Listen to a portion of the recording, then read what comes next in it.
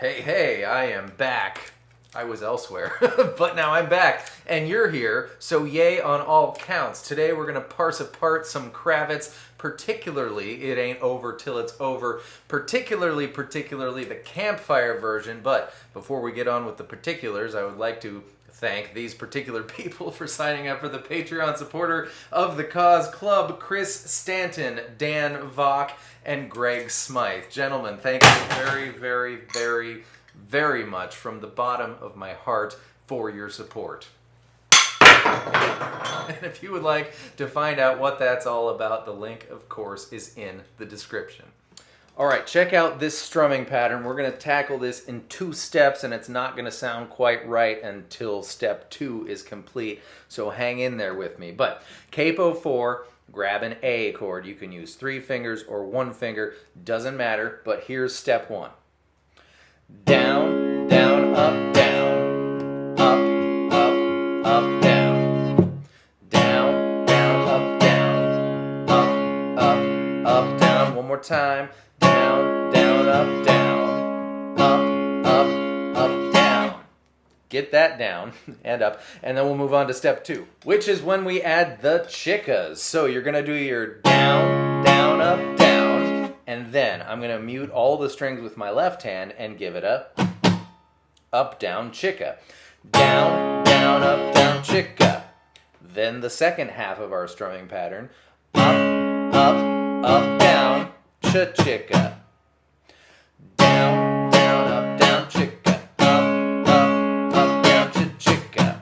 One more time slow. Down, down, up, down, chicka. Up, down, cha-chicka. And when you get comfortable with that and you can speed it up, it will start to sound like the particulars.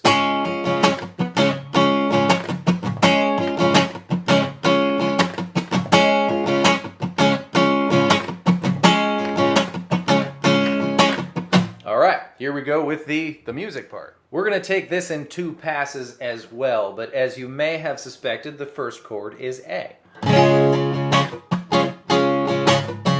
The second chord is A major 7. What needs to change is the G string needs to go from 2 to 1. So if you're one of those people who plays A like this, all you have to do is move your pointer finger back 1 fret. But for everybody else, you're going to need to switch which fingers are on which strings. It'll be D2 with your middle finger, G1 with your pointer finger, and B2 with your ring finger.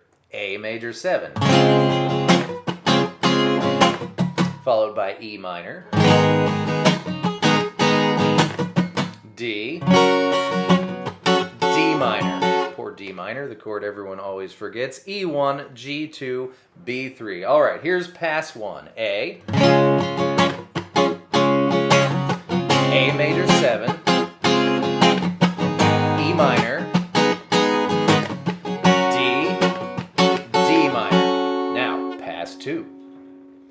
Another option for the E minor chord, the third chord, is this chord. I'm going to leave the A string open and just grab the D string 2nd fret. I'm also going to mute the E string. This works really well because the bass during this chord progression plays, I'm going to name notes relative to the capo here, so even though the A string 4th fret is really C sharp, I'm going to call it A. The bass plays A, A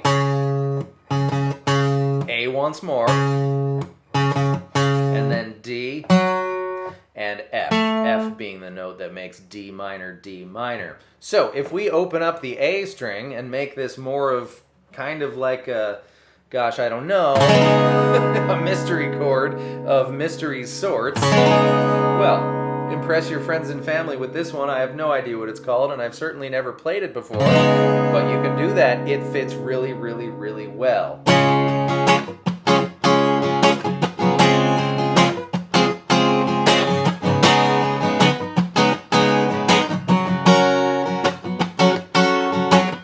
Okay, that takes care of that chord. Now let's talk about the D minor. Because did it strike anyone else that the chord change from D to D minor accentuated the note higher in the register compared to the way the other notes were moving, which doesn't quite match up with the song? It's not wrong, but consider this. If F is the note that makes D minor,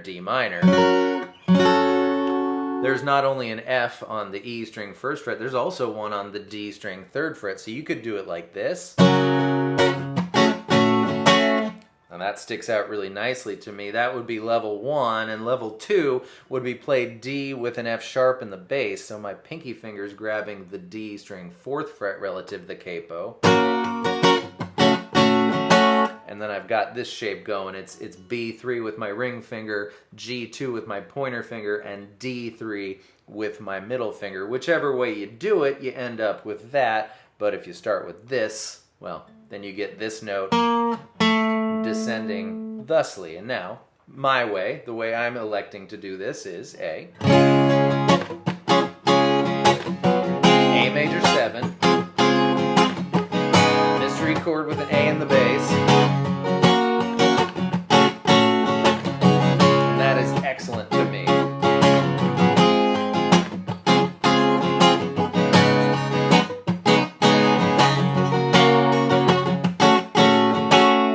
That's most of the song. That brings us to the solo section, and you might not even opt to do this at your campfire party, and I must tell you that during the last 3 chords of this, the way that the bass, the keyboards, the vocals, and the guitar solo in the studio track interacts is really complicated, so there's several permutations of what could be construed as the solution here in terms of a campfire. But let's not get into all that. I picked something, it's going to go great. If you're going to play along with the song, it's going to work great. Your campfire guests are going to have a great time. So here we go. The solo section is F and G, followed by D minor, E minor. Now, I'm going to switch to baby F. This is where it'll be easy to remember this way. 2 frets higher.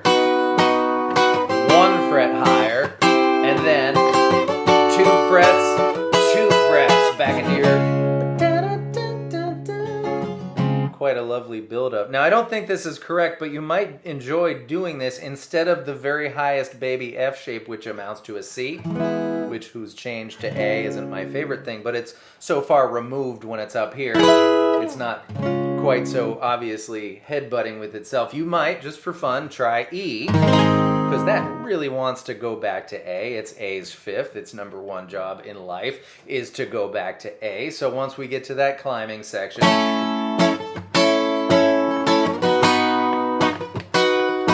fret,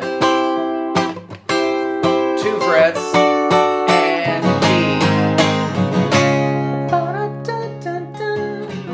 Also lovely, you choose. Well, that's quite enough of that. I am literally sweating from thinking about that solo section so intensely. Does anyone want the non-campfire version? The honest to goodness, what really, really, really happens? Let me know. And thank you so much for being here. I hope that was fun and helpful, and I will see you next time with more stuff. Goodbye.